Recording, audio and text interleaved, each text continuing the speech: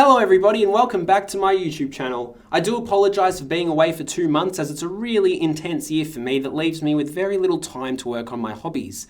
I hope you all understand, but I am back now for the newest movie in the MCU. So this is Kia's Reviews and this is my review of Doctor Strange and the Multiverse of Madness.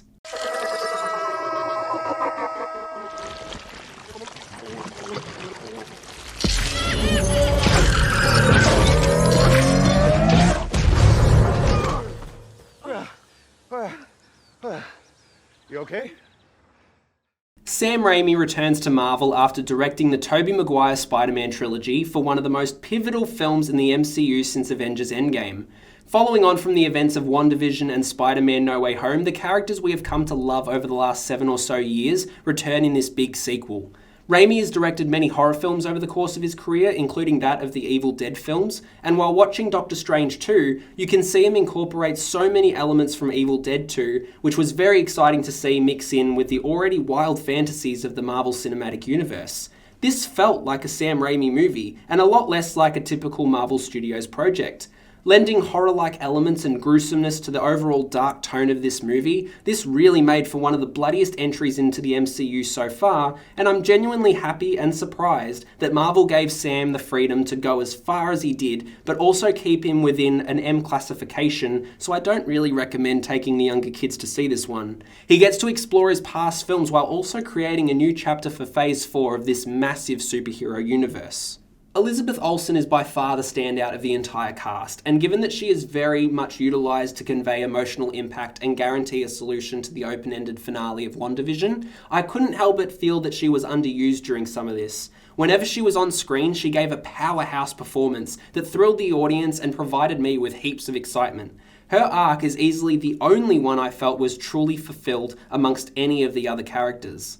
Seeing how she has developed Wanda from the shy and confused woman she was in 2015's Avengers Age of Ultron to the show-stopping performance she gives in Doctor Strange 2 was completely overwhelming and truly took me by surprise. Her passion for this character finally revealed itself in some of the most amazing ways and definitely helped the film be a lot better than it could have been. The subtleties that worked hand in hand with Sam Raimi's vision is exactly the reason why this interpretation of Wanda deserves her counterpart's name in the comic books, the Scarlet Witch. Unforgiving, relentless, and heartbreaking, Olsen gave Marvel fans everything that they could have wanted from her. The cinematography in this film was astounding, courtesy of John Mathieson, as he was able to capture such visually creative sequences with an understanding that the audience might not have grasped onto it if it wasn't for the way that he visualized it and put it onto the big screen.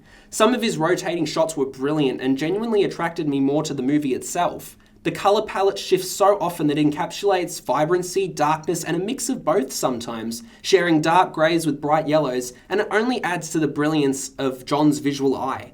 Sam Raimi's use of practical effects and makeup for the zombie version of Doctor Strange was something I really appreciated, and reminded me a lot of how practical Evil Dead 2 was, and that not everything had to be created with CGI. Danny Elfman's score fitted so well with the script and the tone of the film, and gave those horror sequences just the right amount of intensity to feel like something terrifying is going to come out at you. At multiple times during this screening, I felt that Elfman's composed music were brilliant highlights for scenes that also visually took me aback.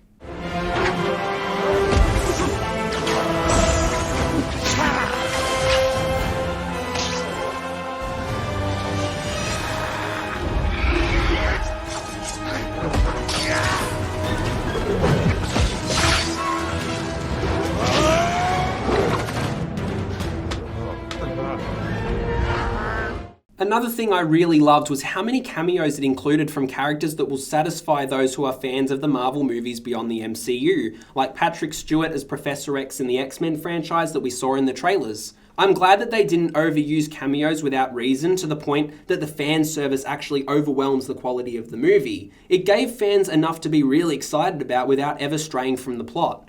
However, I found that this 28th entry into the MCU was extremely filled with flaws, unfortunately. As much as I went into this with an open mind and a newfound love for the first Doctor Strange film, if I had to describe Doctor Strange 2 in one word, it would be disappointing. As much as some sequences were impressive and exciting, it ultimately felt very underwhelming that didn't really resolve anything but Wanda's arc, and it also didn't set anything up for the future of the MCU except questions that I'm sure very few would have the answers to. Some aspects of this felt very out of place and didn't feel right, which makes the flaws hard to pinpoint without spoiling major plot points of the film, which I will not do. Without spoilers, I felt like I had the same problem with Doctor Strange 2 that I did with Eternals. You're thrown straight into the action with absolutely no context at all.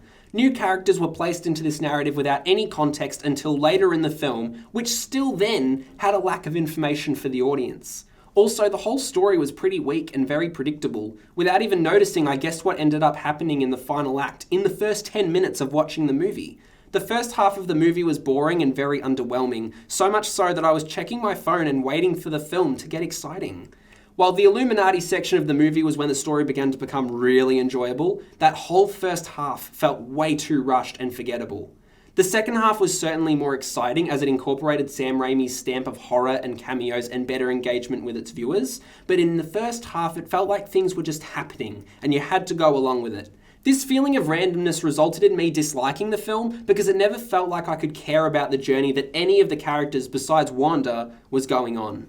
The character development was impacted by the lack of context to the story and the fact that it didn't continue anything from the previous movie. In the first Doctor Strange, the character Mordo began a journey to rid the world of sorcerers given that there were too many.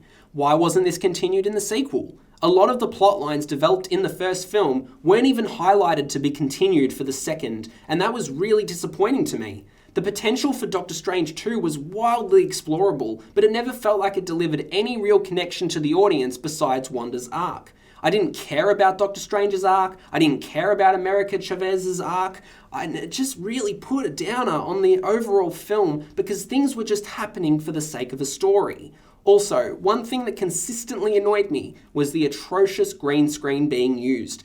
It was so blatantly obvious that a green screen was utilised, and it was so bad that my friend and I kept pointing it out and laughing at it. And since this is part of a massive franchise known for its brilliant CGI and visual effects, this just didn't meet my expectations whatsoever.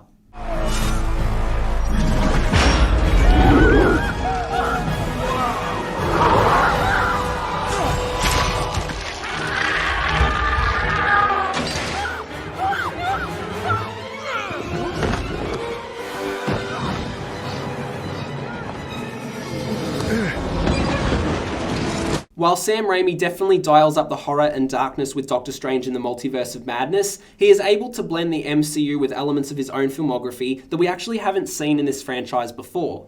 Ultimately, that will mean that this will not satisfy everyone. Filled with violent delights and amazingly shot fight sequences with some semi-good jump scares from time to time, Raimi unfortunately fails to provide a good story with its characters underdeveloped, the plot very simplistic, and an overall feeling of disappointment. If it wasn't for Elizabeth Olsen, I wouldn't have liked this as much as I did. All in all, even though it didn't do much to set up the future of the MCU, it still had many moments that excited me as a fan, but in the end, I couldn't help but feel underwhelmed coming out of the cinema. So I'll give Doctor Strange in the Multiverse of Madness a 6 out of 10. Thank you all so much for watching. Are you going to see Doctor Strange in the Multiverse of Madness? Let me know below. As always, be sure to have a look at my previous reviews of The Batman and Uncharted. Be sure to follow me on Letterboxd and Instagram for all of my latest movie reviews. This has been Kia's Reviews, signing off for now. Don't forget to like, follow, and obey.